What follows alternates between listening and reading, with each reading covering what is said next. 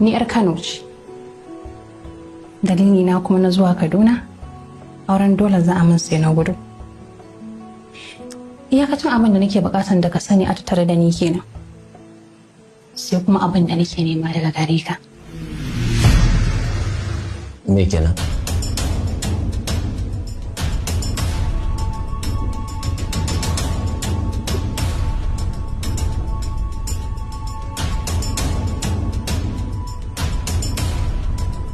Ina son mai auren bogi da kai.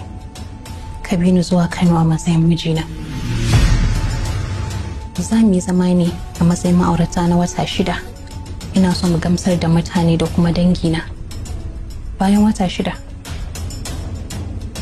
za mu rabu. Zan baka naira miliyan 20. Cash.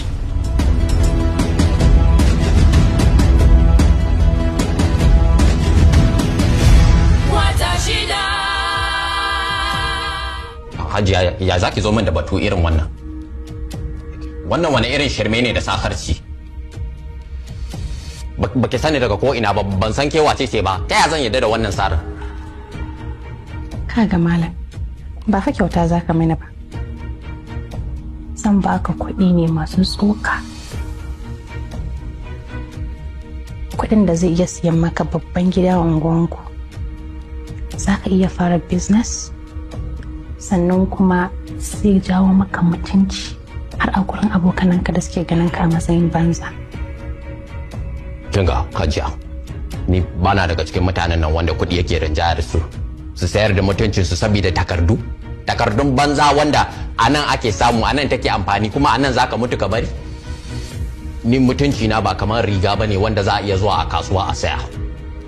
Mutunci na jinin jikina ne, kuma babu abin da zai raba da ita banda mutuwa. Na barki lafiya. Dakata.